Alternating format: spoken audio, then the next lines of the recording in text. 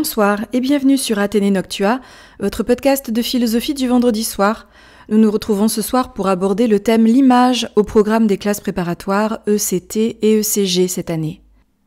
Et j'ai choisi d'aborder un peintre qui est Vermeer, peintre très célèbre à qui on doit notamment La Vue de Delft, La Jeune Fille à la Perle, La Dentelière, L'Astronome, ou encore la laitière qui est devenue depuis une image publicitaire sur des célèbres pots de yaourt. Johannes Vermeer est un peintre hollandais.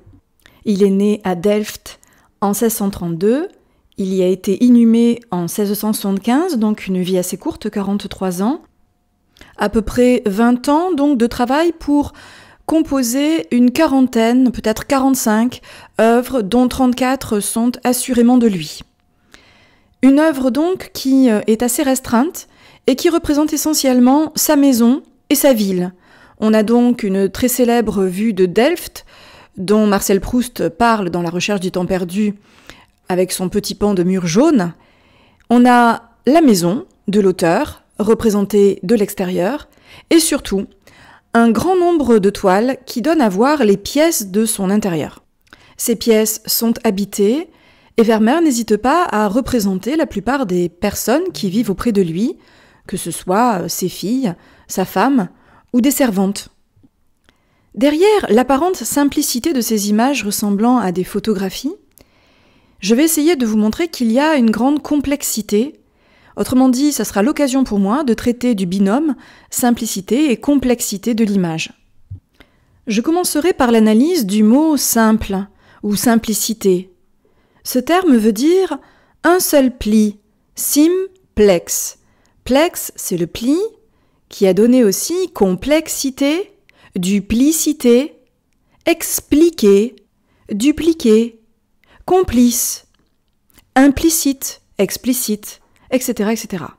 Énormément de mots de notre langue sont donc forgés à partir du pli. Un pli, si je prends la métaphore à travers le pli par exemple d'un tissu, c'est le tissu que je rabats sur lui-même. Il forme donc un pli. À l'intérieur du pli, rien n'est visible. Pour que le pli soit visible, il faut que je déplie. Littéralement que j'ôte les plis. C'est ce qu'on appelle expliquer, ôter les plis. Les plis sont au dehors. Expliquer, c'est ôter les plis de ces plis qui étaient à l'intérieur, c'est-à-dire de l'implicite. Les plis étaient dedans, implicite. Alors s'il n'y a qu'un pli, on considérera que la réalité est assez simple. Si le plissé est complexe, multiplie en quelque sorte, comme dans la multiplication, eh bien on considérera que la réalité est complexe. Et dans ce cas, l'effort qui consiste à expliciter ou à expliquer est d'autant plus requis parce qu'on se perdrait dans les multiples plis de cette réalité, on n'en verrait que la partie saillante. Pour vous faire comprendre cette idée, je vais prendre un instrument de musique qui comporte des plis et qui est l'accordéon ou le bandoneon. Si on le referme, qu'on le replie, on ne verra peut-être de cet accordéon que la partie visible, c'est-à-dire la partie métallique. Si en revanche on le déplie, c'est-à-dire qu'on note les plis, qu'on l'explique au sens littéral, tous les soufflets apparaîtront. Donc, il y a la première chose que je vois, l'implicite, mais si je fais l'effort d'expliquer, de déplier, je verrai tout cet implicite s'expliciter, se dégager, et je verrai que derrière la simplicité apparente se cachaient en réalité tous ces soufflets qui sont autant d'éléments de la complexité de cet instrument de musique. Face donc à une image simple, on serait tenté de considérer qu'elle est simple parce qu'elle est par exemple évidente dans son contenu. Ça pourrait être une image qui ressemble à un modèle que l'on connaît, un modèle visible qui donne à voir une mimésis, une illusion, un trompe-l'œil qui lui ressemble et qui même lui ressemble parfaitement. Eh bien, face à une œuvre de cette simplicité-là, on serait tenté de dire qu'il n'y a pas grand-chose à expliquer. Que ce qu'il y a à voir est directement accessible et visible. Autrement dit que sur cette œuvre, il y a une laitière. Sur cette autre, il y a un astronome qui travaille. Et enfin, sur cette autre, une jeune fille qui se retourne avec une jolie perle à l'oreille. Alors en quoi les œuvres de Vermeer pourraient nous donner cette impression de simplicité. Qu'est-ce qui leur donne cette dimension illusionniste qui nous ferait croire, lorsque l'illusion est bien faite, c'est cela qu'elle engendre, à la simplicité de cette œuvre? D'abord, des éléments techniques que je vais parcourir avec vous. Vermeer fait un usage très strict de la perspective. Il place le point au centre, et tout s'oriente en fonction de ce centre. D'où un format d'étoile qui est toujours très proche du carré, ce qui donne en effet un effet assez photographique. Et ces petites photographies carrées, nous les utilisons à chaque instant sur un célèbre réseau social, Instagram, qui a fait de ce format sa marque en quelque sorte de fabrique. Le point de fuite donc de cette perspective est au centre du tableau ou très très proche de ce centre, ce qui donne une cohérence particulière à l'espace. Les objets, les meubles, les tapis, les personnages forment une sorte de tout assez compact, comme s'ils étaient reliés par un espace qui a sa cohérence. Vermeer use d'un procédé technique assez ancien, dont les peintres n'usent pas depuis très très longtemps à l'époque où il peint, la chambre noire. Autrefois, c'était les cartographes ou les topographes qui se servaient de la chambre noire. Il s'agit d'une boîte en bois munie d'un miroir incliné, posé au fond de la caisse, et qui renvoie, ce miroir, l'image sur une surface plane en verre dépoli. Et donc, cette réalité qui est captée en 3D, bien évidemment, la réalité est en 3D, devient de l'image en 2D, puisqu'elle est projetée sur cette surface plane. Il suffit à présent donc de poser une espèce de papier très léger, comme un papier calque, et de décalquer les grandes lignes de l'image. On n'a pas besoin de recomposer l'espace en 3D en faisant des erreurs, puisque l'image a capté la disposition des choses et l'a traduite en 2 dimensions. L'artiste donc va poser sa page sur cette surface plane en verre dépoli, décalquer les contours de ce qu'il voit. Cela permet une mise en place des volumes qui est toujours juste. Un passage sans heurts, en quelque sorte, du monde tridimensionnel à la surface bidimensionnelle de l'image. Un système qui reste quand même assez rudimentaire de soufflet permettait une approximative mise au point, comme plus tard les premiers appareils photographiques. Et de telles mises au point sont visibles dans les œuvres de Vermeer. Par exemple, vous pouvez, sur le fond d'une œuvre, avoir la mise au point, et vous le voyez parce que, sur le mur qui est peint, on voit les moindres détails. Un petit clou, par exemple, qui a laissé une petite marque dans le mur. Des petits détails que l'on voit parce que la mise au point a été faite sur le mur d'en face. En revanche, toutes les réalités qui sont à côté de la mise au point sont plus floues. On peut donc avoir un fond détaillé, un second plan légèrement flou, un premier plan très flou, ou au contraire, un fond flouté, un second plan plus détaillé et une mise au point sur le premier plan. Raison pour laquelle on a pu dire de Vermeer qu'il peignait flou. Peindre flou, c'était donc bien comprendre que lorsqu'un œil fixe un objet, le voit en détail, il ne peut pas faire la mise au point sur l'entièreté de l'objet, sauf si l'objet bien sûr est tout petit. Autour, tout sera flou. Il sera, cet objet vu dans le détail, entouré d'éléments plus flous. Il utilise à plusieurs reprises, Vermeer, des points, des petites taches rondes. Il représente en quelque sorte les cercles de confusion produits par la lumière. Une espèce de pointillisme avant l'heure, qui n'est pas du tout chez lui un choix esthétique, contrairement à ce qu'il sera chez les peintres néo-impressionnistes comme Signac, Seurat, etc., qui utilisaient le point d'un point de vue esthétique. Mais pour lui, c'est une nécessité, parce qu'il veut rendre l'expérience authentique de la perception visuelle, et c'est que notre œil peut en effet apercevoir les réalités très lumineuses comme des espèces de petites sphères de lumière, des petites sphères blanches ou parfois colorées aussi. Et à l'époque de Vermeer, la camera oscura avait tendance à intensifier cette imprécision des points lumineux et à fabriquer des petites boules, des petites traces, des petites taches rondes de lumière. Que ce soit donc un usage très habile de la perspective, ou une connaissance très fine de la manière dont les choses se perçoivent, dont notre œil reçoit la lumière et la traite, on comprend que derrière la simplicité apparente de cette image ressemblant à une photographie, il y a un art des plus complexes.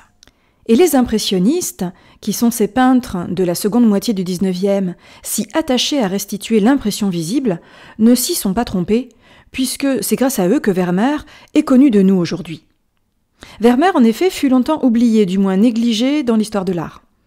Il était méconnu, il est mort sans être célébré et connu, d'abord parce qu'il ne peignait pas comme ses contemporains.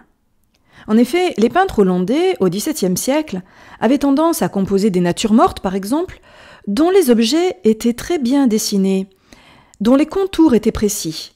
Ils cédaient à quelque chose que les Italiens affectionnent à l'époque, le dessin. Et ce qui prédomine dans toute production, c'est la finesse des contours, une manière très lisse de restituer les formes, une manière de délinéer, de faire de la délinéation la clé de la compréhension de l'objet. Or, Vermeer oppose à cette manière lisse, à cette peinture fine, une technique qui lui permet d'obtenir autre chose, notamment des sortes d'effets de plein air, comme si on était en plein air, comme si on peignait à la manière des impressionnistes. Des dissolutions de formes, des fondus, les petites taches dont je parlais tout à l'heure, sont autant d'éléments qui sont caractéristiques de la peinture qui se fait non pas en atelier, la peinture d'atelier, mais en plein air. Petit rappel à ce sujet, pendant très très longtemps, les artistes n'ont pas peint les paysages qu'ils peignaient dehors. D'abord parce qu'il fallait que les couleurs soient à disposition et elles étaient sous la forme de poudre très volatile, on ne pouvait pas les amener dehors. Il y avait également des chevalets extrêmement imposants, des toiles lourdes, c'était complexe. À partir du moment où on a d'abord inventé un chevalet portatif, puis qu'on a créé les petits tubes en zinc, dans lesquels on met une couleur qui est déjà brassée avec un liant, comme les petits tubes de couleurs que l'on emploie à l'école, avec les couleurs primaires, le blanc et le noir. Eh bien, dès qu'on a cela, on a déjà les moyens de pouvoir travailler à l'extérieur, mais il manquait quelque chose, c'était un vrai moyen de transport qui permette des déplacements lointains et rapides. Et à l'époque des impressionnistes, c'est-à-dire dans les années 1860, eh bien cela fait à peu près 20 ans qu'a débuté le boom ferroviaire, qui a permis de percer les premières lignes de chemin de fer, et notamment entre Paris et Le Havre, d'où cette fascination bien sûr des impressionnistes pour tout le long de ce chemin de fer, c'est-à-dire pour la campagne normande.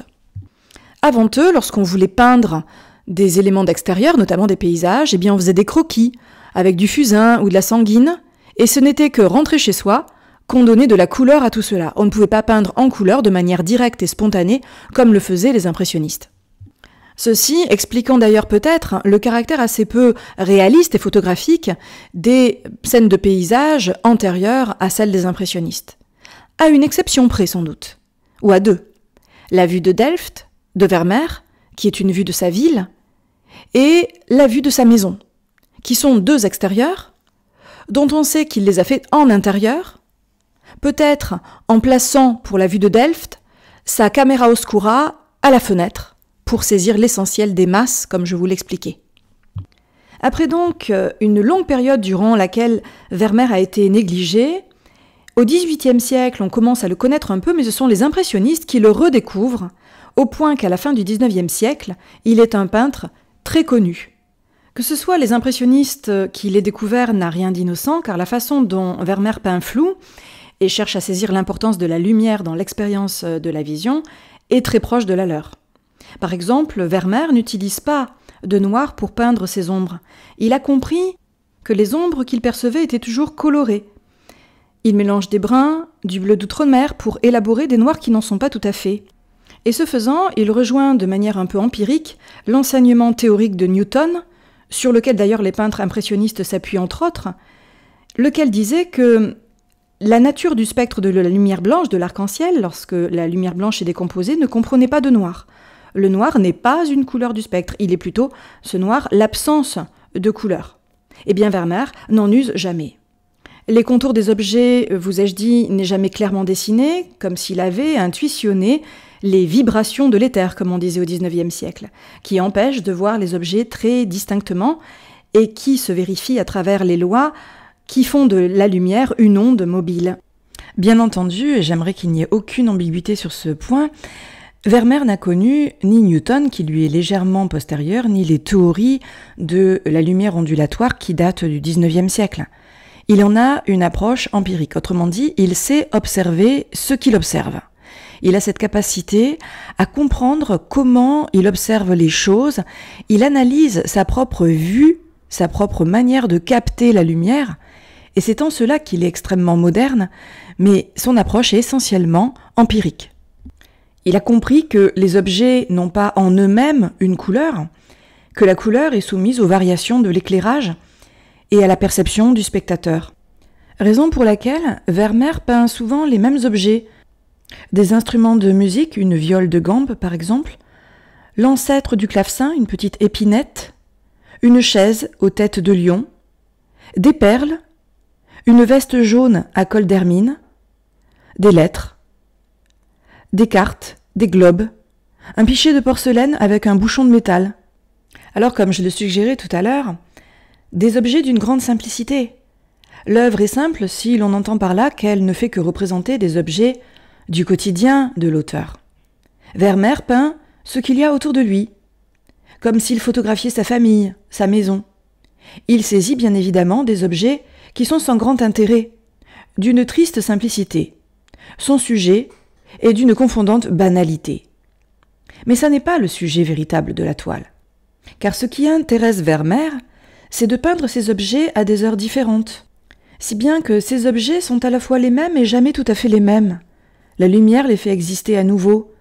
Tout comme la cathédrale de Rouen, aux différentes heures de la journée peinte par Claude Monet, l'impressionniste. Chez Vermeer, contrairement aux impressionnistes en revanche, la lumière est toujours naturelle. Ce sont des scènes diurnes, éclairées à la lumière du jour. Vermeer n'use pas de la lumière artificielle de la bougie par exemple, comme le faisait Georges de Latour au XVIIe siècle, ou comme plus tard les impressionnistes, qui sont absolument fascinés par les éclairages artificiels, ceux des théâtres, des cirques ou des bordels, c'est-à-dire une espèce de lumière un peu verdâtre, au bec de gaz, que représente en particulier Toulouse-Lautrec, dont les visages sont souvent verdis à cause de ce bec de gaz qui vient d'en dessous et qui éclaire par en dessous le cou et le menton de ces personnages.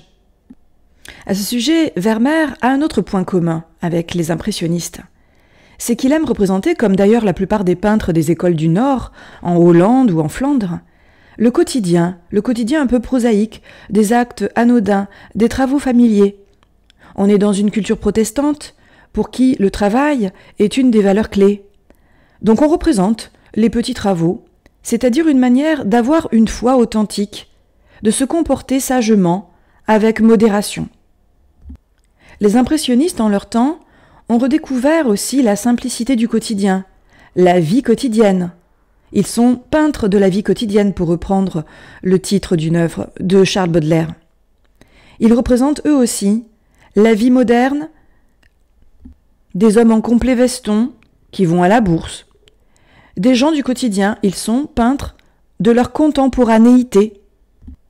Aucune fiction donc, aucune recherche d'un monde mythique, dans lequel, par exemple, ce monde mythique, la peinture classique s'était engouffrée. La peinture classique ne traitait pas la modernité ou les petits faits du quotidien des hommes, parce que le classicisme voulait de hauts faits, de grandes et nobles actions, du tragique par exemple. Aller chercher du côté de la peinture d'histoire, mais aussi de la peinture d'histoire religieuse, et puis de la peinture de mythologie. Avec la modernité, on s'intéresse à des sujets banals, à une simplicité de mœurs. De ce point de vue, à une vie simple, un peu prosaïque.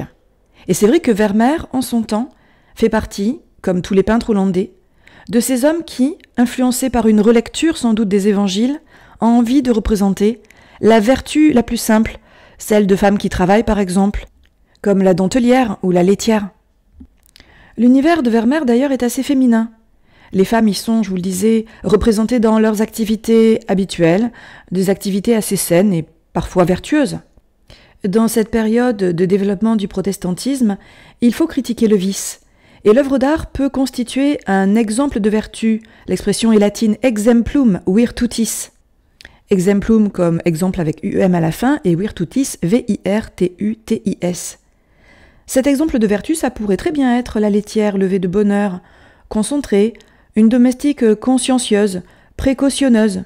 Elle a le regard baissé, empreint d'une certaine humilité. Elle s'accorde tout à fait avec la nudité de la pièce, sans luxe aucun. On voit même les défauts du mur, des traces de clous. Une pièce qui manifestement a vécu, dont on fait un usage depuis très longtemps. Elle est la servante pieuse qui verse le lait, dont la Bible d'ailleurs faisait le symbole de la franchise, et elle fait le pain. Objet là encore qui a une grande symbolique puisque le Christ rompt le pain pendant la Sainte Seine. Et il est appelé lui aussi le pain de la vie. Donc être assidu au travail, être humble, voilà des valeurs du christianisme le plus ancien, c'est une manière de respecter Dieu. La jeune fille alléguière, la dentelière, sont des personnages qui incarnent la tempérance, peut-être des personnifications de la tempérance. Dans l'Ancien Testament, dans les proverbes de Salomon, il est dit de la femme qui travaille, et notamment qui file le lin sur sa quenouille, qu'elle est plus noble que les pierres les plus précieuses. C'est cette vision de la femme que la dentelière donne à voir. Elle est représentée dans une pièce qui, comme la plupart des pièces de Vermeer, n'est ni luxueuse, ni en ordre extrême, ni dans le désordre. Le propos n'est ni de condamner la luxure, ni de promouvoir une humanité moralement parfaite. On est dans un juste milieu, un confort bourgeois, mais qui n'est pas luxueux pour autant.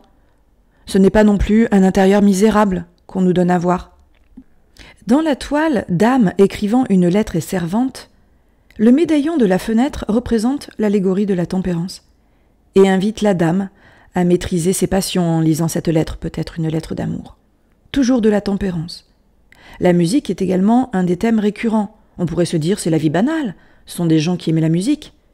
Oui, mais la musique, couplée à ce thème de l'amour ou de la lettre que je viens d'évoquer, renvoie à la problématique de la tempérance. Par exemple, dans la toile Leçon de musique interrompue, une femme a posé ses partitions, son luth, pour lire une lettre qui vient de lui parvenir. Et d'un air un peu interrogateur, elle semble questionner le spectateur. Doit-elle ou ne doit-elle pas lire cette lettre d'amour ? Le personnage de Cupidon est représenté tout en haut de la pièce. La musique tout autour invite à la tempérance, à l'harmonie, à soigner son âme. La musique a toujours eu une fonction thérapeutique. Dans l'Antiquité déjà, Aristote, même Pythagore, bien avant Aristote, affirmait les vertus modératrices de la musique. La présence dans les œuvres de Vermeer d'instruments nombreux n'évoque pas qu'une pratique bourgeoise, cette idée qu'une femme honnête devrait être musicienne, couturière, etc., mais évoque encore les possibles remous passionnels d'une âme qu'il conviendrait d'apaiser, qu'il conviendrait de tempérer. L'instrument à cordes est une métaphorisation traditionnelle de l'harmonie du cosmos, de l'ordre du monde, mais aussi de ce qui vibre, c'est-à-dire d'une âme. Sujette aux passions, une âme amoureuse, une âme qui risque de perdre son harmonie. Je m'arrêterai un instant sur un des motifs récurrents dans l'œuvre de Vermeer qui est la lettre. Je viens de vous en parler un petit peu. Les personnages de Vermeer portent souvent des lettres et lisent. Ils sont, ces personnages, travaillés par une espèce de logique double. Ou alors ils sont occupés à ce qu'ils font, et le spectateur a l'impression de faire intrusion dans cette intimité et de les surprendre en train de faire. Soit ces personnages prennent à partie le spectateur en le regardant de face, un peu comme dans une photographie, où on regarderait celui qui prend la photographie. Comme si le spectateur était invité à participer à ce qui se fait. Alors, deux propositions différentes quand même, puisque l'intimité recoupe un enjeu esthétique, c'est la vraisemblance, comme la photo qui prendrait sur le vif une action. Or, nous savons que la peinture ne se fait pas sur le vif comme la photographie. Même la photographie, d'ailleurs, dans les premiers moments, était longue à produire. Il fallait poser devant le photographe. On a l'impression d'un instantané. C'est pour ça que la simplicité n'est qu'apparente, car les êtres ont dû longuement poser. Mais on ne le voit pas. Le sujet a l'air d'être pris comme ça dans la vraisemblance de son acte. Par ce contact direct, nous sommes en quelque sorte invités à entrer dans la scène représentée. Et ce quotidien nous parle, parce que ce quotidien, ça pourrait tout à fait être le nôtre. En revanche, lorsque le sujet du portrait fixe le spectateur, un effet de réalisme très intense se joue aussi, car par ce contact direct, nous sommes invités non pas à entrer seulement dans la scène représentée, mais à recouper l'affirmation que la scène représentée a vraiment eu lieu puisque nous étions là, Nous étions regardés. Le peintre est regardé. C'est comme une espèce d'aparté à la comédie, lorsque l'individu s'adresse à son public et oublie les autres acteurs, crée une connivence entre le spectateur et la toile ici. C'est le cas notamment de la jeune dame en jaune écrivant qui nous regarde, mais aussi de la dame assise à l'épinette, de la dame debout à l'épinette, de la jeune fille au verre de vin et de la leçon de musique interrompue dont je parlais tout à l'heure. Deux situations donc. Le rapport plus ambigu que produit une scène dont les personnages ne nous regardent pas mais qui vivent sous nos yeux et qui nous place, nous, spectateurs, dans la position du voyeur, un peu extérieur à ce qui a lieu, ou la connivence créée par ce regard qui nous prend à partie, nous, spectateurs, et qui fait que nous nous confondons avec le peintre. Dans le premier cas, où le peintre a l'air de saisir quelque chose sans être aperçu, nous avons la dentelière, la jeune fille endormie, la laitière, ou encore l'astronome, le géomètre, femme en bleu lisant une lettre. Que les personnages soient surpris, interrompus dans leur acte, ou immergés dans leur activité, leur vie ouvre sur une espèce d'espace intérieur. Et c'est pour cela que derrière la dimension simple de ce moment du quotidien volé, il y a quelque chose de représenté qui n'est pas visible. Et c'est sans doute les lettres d'amour qui en témoignent. La lettre est insistante dans l'œuvre. Les personnages féminins lisent des missives et semblent méditer à partir de cette lecture. On les sent affectées, rêveuses. Elles sont prises dans leurs pensées. Ce sont sans doute des lettres d'amour, comme en témoigne notamment la toile Jeune femme lisant une lettre, qui la représente devant une fenêtre ouverte, symbole de l'accueil de l'être aimé, de l'ouverture au monde extérieur. La lettre, c'est un lien entre l'espace extérieur, puisqu'on la voit, elle est physique, et l'espace intérieur, un peu comme l'image. Cet espace intérieur très féminin de la maisonnée du foyer où la femme est confinée, et l'espace extérieur, d'où vient la lettre, un espace plutôt masculin, l'espace du travail, du commerce, de la politique. On reçoit quelque chose de l'extérieur, on le lit à l'intérieur, et la solitude apparente du personnage n'est plus. On croyait assister à une représentation d'une femme à l'intérieur et on comprend que cet espace est habité. La solitude a été surmontée. Et la vertu d'ailleurs est remise en cause, car par exemple dans cette toile, on a une jolie coupe de fruits qui évoque ceux du péché originel et font sans doute allusion au péché d'adultère. C'est comme si ces fruits incarnaient les pensées volages de cette femme. Les perles d'ailleurs, portées par la plupart des sujets féminins, trahissent une certaine coquetterie, qui n'est pas sans évoquer la vanité dans l'Ancien Testament, la superbia. Elle se fait belle pour son soupirant, elle porte un collier de perles. Elle se regarde, la femme au collier de perles, dans un miroir accroché à côté de la fenêtre, ce qui nourrit une certaine ambiguïté, puisque le miroir la fait se tourner encore vers l'extérieur. Les femmes ont souvent des turbans, comme la jeune fille à la perle, des rubans, des boucles d'oreilles, toujours les mêmes, des colliers, une veste jaune à col d'hermine. À la fin du XVIe siècle, le livre d'emblèmes d'Alcia fait du jaune la couleur des amoureux, mais aussi des catins, autant d'atours donc qui évoquent la séduction, peut-être le vice potentiel, et qui incitent à ne jamais considérer que les personnages représentés dans l'œuvre sont les seuls présents, et que tout ce que nous voyons ici dans cette œuvre est simple. Un espace mental accueille les prétendants déjà, potentiellement. Et dans les textes juridiques protestants, une des questions qui était traitée à l'époque interrogeait le statut de la lettre d'amour. Quelqu'un qui lit une lettre d'amour, est-il déjà adultère ? D'où le rappel à la vertu qui se traduit, je vous l'avais dit, par des évocations de la tempérance, petites allégories ou présence de la musique dans la pièce. Pour finir, je travaillerai sur l'espace faussement simple de ces pièces. Faussement clos également, comme nous venons de le dire à propos des espaces mentaux. Les tableaux de Vermeer, à l'exception de 2 paysages, une vue de sa ruelle et une vue de sa ville, représentent tous un coin de pièce, avec en général un côté gauche, parfois le sol ou le plafond sont visibles, mais jamais l'extérieur, absolument jamais.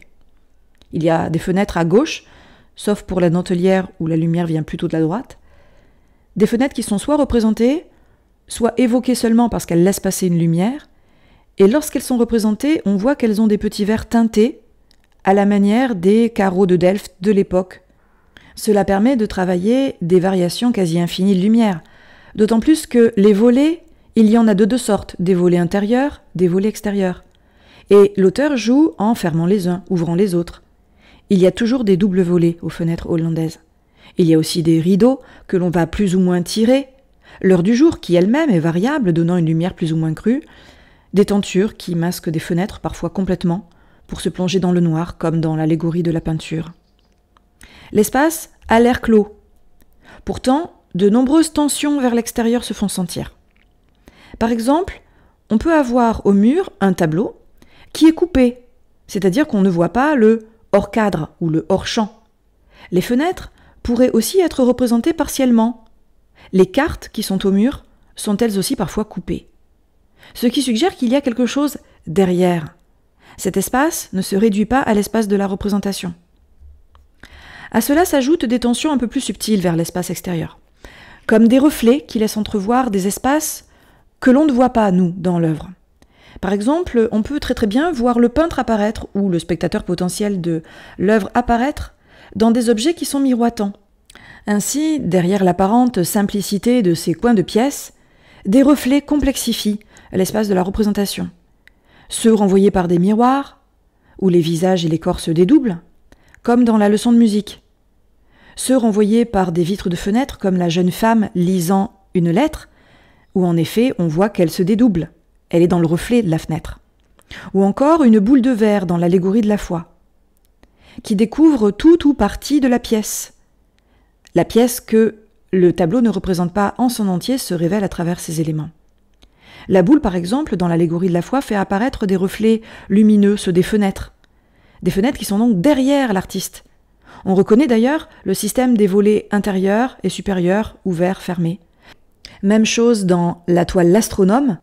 Lorsqu'on regarde la sphère, dont les pieds sont en bois noir laqué, on voit apparaître des petites lumières qui sont, en effet, les fenêtres à volets, ouverts ou fermés, qui se trouvent derrière l'artiste. La complexification de l'espace se vérifie aussi dans la présence du tableau dans le tableau. Présence qui opère comme une sorte de clé d'interprétation de la toile. Il n'y a pas qu'une image devant nous, il y a de l'image dans l'image. Et peut-être que lorsque l'on voit un Vermeer, il nous paraît d'abord que ce que nous voyons est anodin, apparemment sans sens caché, mais un tableau accroché au mur offre au spectateur un thème qui n'est pas sans lien avec la scène représentée, bien au contraire.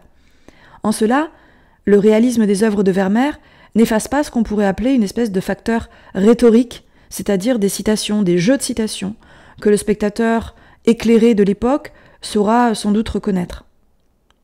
Je parlais tout à l'heure des emblèmes d'Alcia à la fin du XVIe siècle, qui ont beaucoup plu aux humanistes et qui ont repris la plupart des symboles pour cacher des messages à l'intérieur de leurs œuvres.